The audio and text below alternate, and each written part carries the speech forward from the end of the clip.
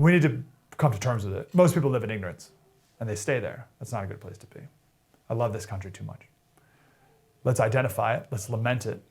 Let's lament the brokenness of it like we do on our podcast. But then we need to rise above it.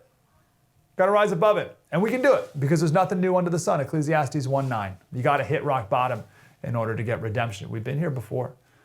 There's an amazing section of scripture in Ezekiel 16. You got to read the whole thing. It's fantastic. But Ezekiel 16, starting at 49, says, "This was the guilt of your sister Sodom. She and her sisters had pride." These were sinful cities. Pride, excess of food, and prosperous ease, and did not aid the poor and needy. How about that? Isn't that us right now? Pride, prosperity, laziness. That's the unemployed. That's the unemployed and not even looking for it. That's the 30-year-old man who's unemployed and not even looking. I'm too good for that low-paying job. That's beneath me. That's pride. And why work? I'm fine right here. I got plenty of food. I got welfare coming in. I got plenty of porn. I got plenty of video games. That's the prosperous ease. I can simulate the positive emotions of finding a wife and building something of value with porn and video games. It's certainly not the real thing, but it's way easier. And it's just real feeling enough. Now, there's a lot of people out there with solutions to fix these problems. We've identified the problem. Have we done a fair enough job doing that on this Christmas special? I hope so. And there's a lot of people with solutions. A lot of self-help books. They don't work. You can girl wash your face all day long. It won't work. You just got to work harder. Yeah. You need this life hack to be happy. There's plenty of people with political solutions. You have people with economic solutions. Invest your money here, make more money this way, then you'll be happy. There's people who say drugs are the solution. California is debating a new law that would legalize psychedelics, magic mushrooms. This is our answer. This is great. Super. Now let's have everyone not only drunk and stoned, but now tripping out. Super. Thanks for throwing that into the mix.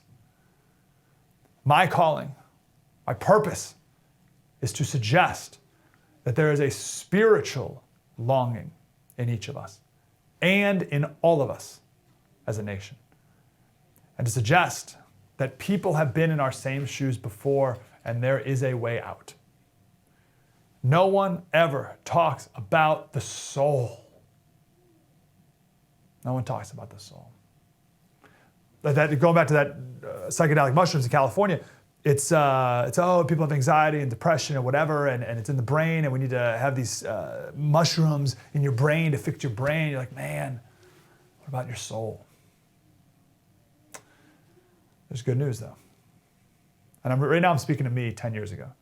Look for the ancient paths. That's in Jeremiah. Look at the ancient paths. If what we're doing, if what you're doing is not working, and it's not, look to the ancient paths. Learn from the people who came before us. What used to work? What worked before we started to stray? One of the things that got me looking towards Christianity in the first place, there were a couple different external influences, but one of them was our founding fathers. I was a history guy, atheist history guy, and I was looking at our founding fathers, and I was like, man, they think a certain way. They have a world view.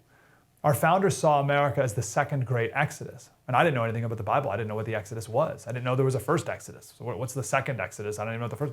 Oh, there's a book of the Bible called Exodus? What happened there? Ben Franklin wanted this to be our national seal. That's Moses. God parting the Red Sea, overcoming Pharaoh. What's that story about? Interesting, right? What did Ben Franklin know about the Bible and about God and about human nature? That he wanted that to be our seal. What did he know? What have I forgotten? What have the American people forgotten? My whole life, I was a creaster. We went to church on Christmas and Easter growing up. Don't know why, but we did. You should go to church more than that. You should go every Sunday. But I'm grateful for this pull inside of people, even the creasters, who think, maybe I should go to church, at least on Christmas and Easter. And I hope your church is full of creasters. And I hope if you're a Creaster, that you go too. Because maybe the churches will be full of people who will hear the gospel, who will hear the good news that they've been so desperately looking for. I thank you for watching that whole clip. The whole episode is available as a podcast, and we have a lot more on the podcast too. It's called Politics by Faith. You can download it for free everywhere podcasts are available. Politics by Faith. There's nothing like it out there.